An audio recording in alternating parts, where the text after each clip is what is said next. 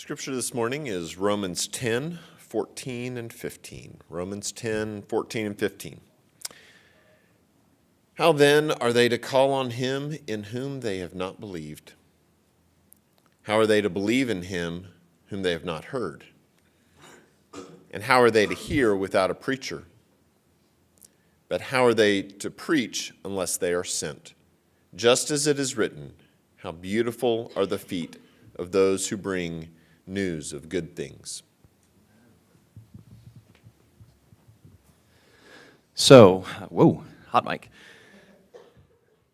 Misión para Cristo has been in Henniger, Nicaragua for more than 25 years. And as many of you know, though some of you may not, this is where I called home with my family for several years. And so we had an opportunity to go back with disciple trips and some of our students, as well as some people from Montana that we linked up with, and one from Dallas, and just experience this together, experience the mission work that's going on together.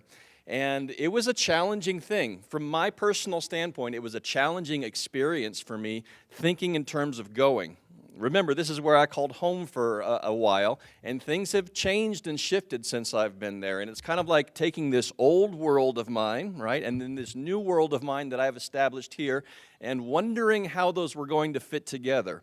And I want to just tell you outright and be just super vulnerable that God did some really cool things on all of those fronts. And I want to give our students here an opportunity to share what some of their experiences were with the mission work that's going on there, that they got to be plugged in with. And I want to kick this off with a video that Maria Lara put together for us, and to just kind of show that. And then we're going to invite some of our students up on the stage and just talk through our experience together. Let's see that video.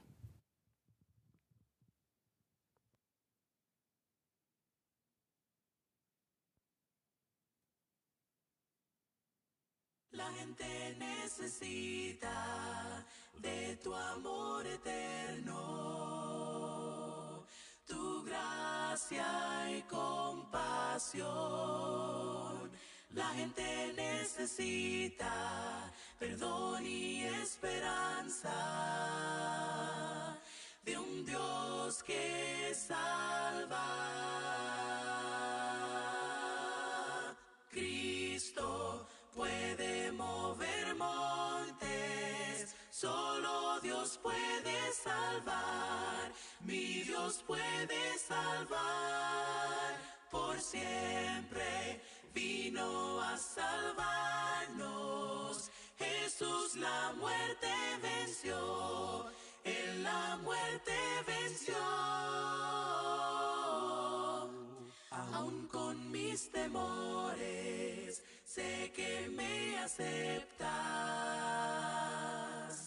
lléname otra vez, mi vida entera ofrezco para seguir tus pasos, a ti me rindo. Cristo puede mover montes, solo Dios puede salvar, mi Dios puede salvar, por siempre vino a salvarnos, Jesús la muerte venció, Él la muerte venció. Por la tierra tu luz brillará, cantamos por la gloria de tu majestad. Cristo, en la tierra tu luz brillará, cantamos por la gloria de tu majestad. Cristo puede mover montes, solo Dios puede salvar, mi Dios puede salvar, por siempre vino a salvarnos, Jesús la muerte venció, Él la muerte venció. Cristo puede mover montes, solo Dios puede salvar, mi Dios puede salvar. Por siempre vino a salvarnos. Jesús la muerte venció, en la muerte venció.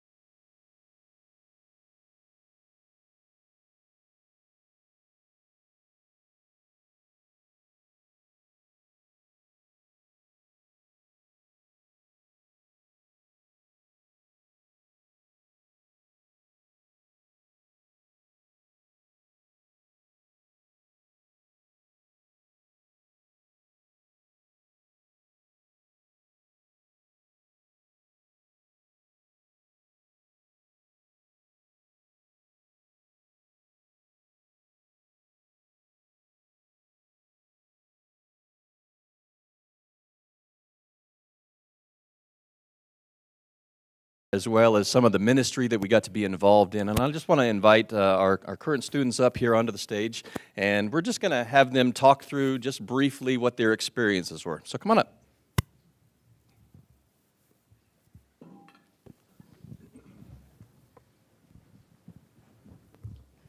Nobody wants the primary seat right here where I'm going to hand the microphone first. So Josh, it's all you, man.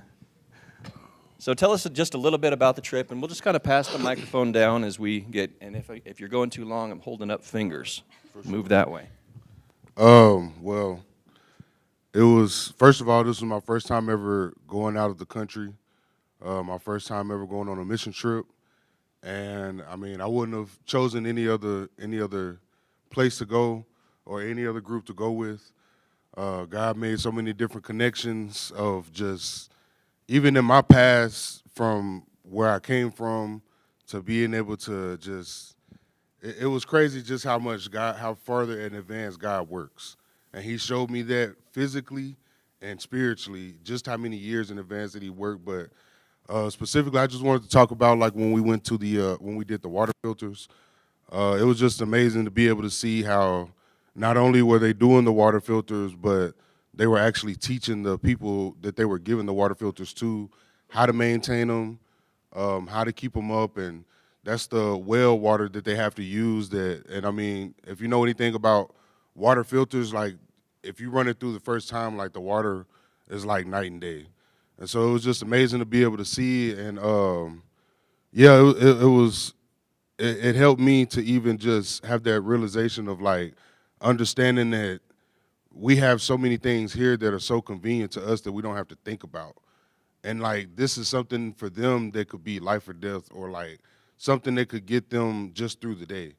And so it was amazing to be able to be a part of that, and just being able to see the process. And the build looks so simple, but yet it's like such an intricate system inside that it works to allow this to be able to really be sustainable.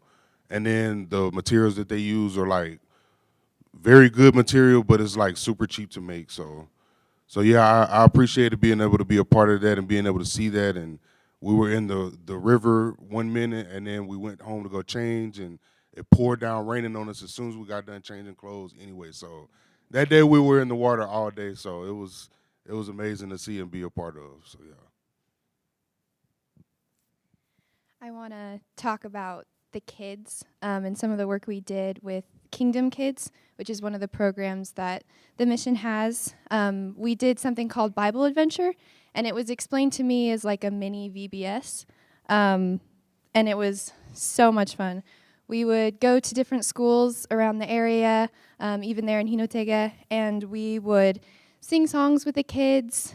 They would teach us songs in Spanish, and we would teach them songs in English, and they loved Father Abraham.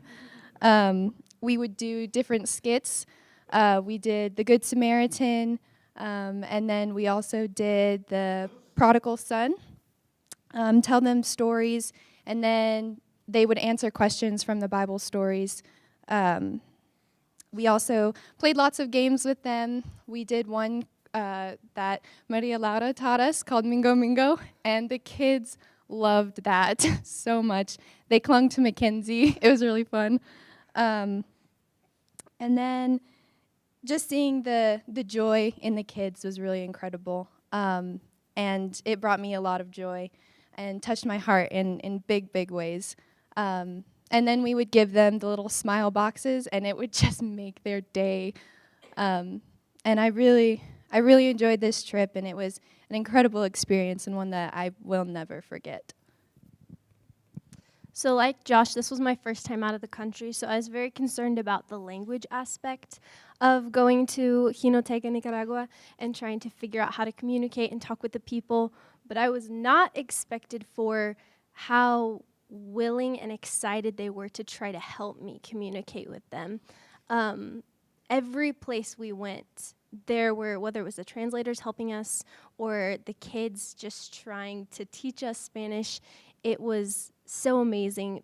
The day that Alana and I went to help with construction, we ended up spending like 30 minutes, 45 minutes just having a conversation with them back and forth. Me teaching her daughter some English, and her daughter was teaching me Spanish. And then on a Friday, we went to a city called Pantasma and worked with a school there and the kids. And there was one little girl, and I could tell she locked eyes on me. And then for the rest of the day, she spent the day with me. We were reading this book, and she would point and ask me what it said in English.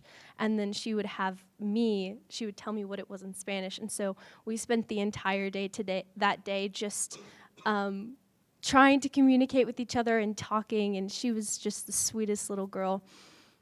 So I think for me, my biggest takeaway was just the love that God poured into my heart for the Nicaraguan people, and really seeing the love that they had for us, and that God's kingdom stretches so much farther than just our borders that we create for ourselves. As many of you who have been on mission trips, you may know that they're expensive. And so to justify that, my mindset was, I need to go and work as hard as I possibly can and spend every day absolutely exhausting myself so that it's worth it. We had 3 days to work. We got there on Tuesday, so we had Wednesday, Thursday, Friday to work, and then Saturday, Sunday were devoted to the kids. So Tuesday was great. I worked really hard, had a lot of fun, and we got stuff done. Wednesday was great, and we did the same thing. But Tuesday, if you know me, it's pretty hard for me to have a bad day. And Tuesday, I had a bad day. We worked construction. We were building a house for Griselda, and it was just so touching to see like this shack that she lived in, that we could tear it down and rebuild it in 3 days. But during this, there was a lack of resources, and the day that I was there was nothing for me to do. The whole day, the locals were working on what they could do, sitting around, talking. We had a 2-hour lunch break, and after that, after lunch, I just sat there, and we talked. There was me and then 2 other Americans that were sitting there, and it was, at the end of the day, I thought it was a bad day. And I want to let you guys know, I do have permission to say this. The woman, one of the Americans that I was talking to, I just started talking to her. I asked her what her favorite Old Testament story in the Bible was. And I honestly can't remember her answer, but long story short, through this just talking about God and being Jesus to each other and fellowshipping, I found out that her dad is not a Christian. And she lived her whole life basically without her dad. And her dad had rejected her several times. And she said that she wanted to share the gospel with her dad after this conversation. And one of the biggest things was that she was so afraid of getting rejected by her dad again.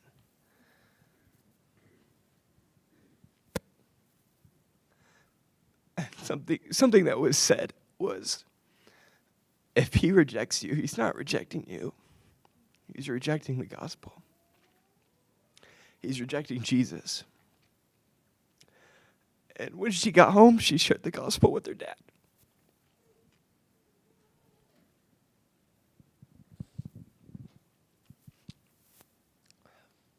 It just shows you that God will put you in Nicaragua to share the gospel or to talk to someone who's from 2 hours north of here. You know, God is moving. God is directing you. And whether it's a bad day or not, God is glorified. So I want to talk about kind of that. Just mission trips are so wonderful. You go and you give up your time, you give up your resources, you put yourself in an uncomfortable position, and you know, you aimers, you know a lot about this.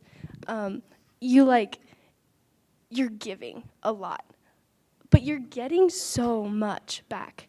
And sometimes I feel like mission trips are almost more for the people that go, because it can change your life. And it's just God working. And that week I saw God moving in all of us in amazing ways. We had laughter, we had tears, we had a lot of fear, and everyone pulled together and held to Christ and just let it, instead of holding them back, let it push them forward, and just became so excited for the gospel, so excited to love people, so excited to break down the barriers of culture, and just, you know, something that Jeff says is, and Darren, is that smiles are universal, you know. And I learned a lot just by watching these wonderful friends of mine minister to people. The other thing I wanted to talk about is being there in Nicaragua. There's so much need, and there's so much need for the gospel, and I think it's a little bit, it feels more evident just because of, I think, the poverty. You just see more need, and you're like, oh, they need this, they need the gospel, they need, you know, and here, there's just as much need. But it took me going to Nicaragua, not being able to talk to people about Jesus. Like, I can speak a little Spanish, but I don't have a theological vocabulary in Spanish. So I just couldn't do what I wanted to do, which was talk to people about Christ and see if they were believers. And not being able to do that made me wonder, why do I hold back when I'm here? We have so many opportunities, so many people desperate to know that they can fall in love with Christ and be loved by Christ. And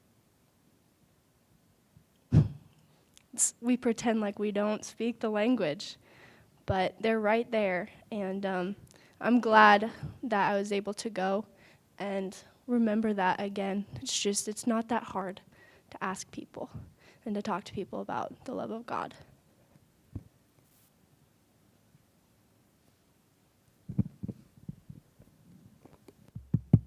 All right. So we have a little bit of time. I want to interview you guys for a minute.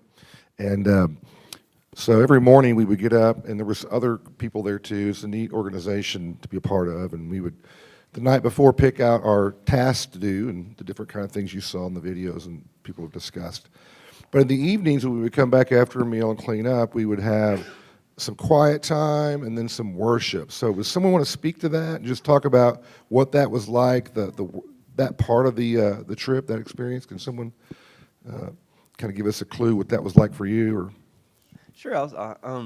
Yeah, it was really special to have Jeff set up a book for us, the Disciple Trips book. It was was very interesting. Basically, we had about 30 minutes of free time every day, and we decided to take that free time and devote it to this devotional that were in these books. And then after about that 30 minutes, we would come back and we would talk about it. And it was so much fun. We had this this little balcony. I can't remember what they called it. The veranda, that's right.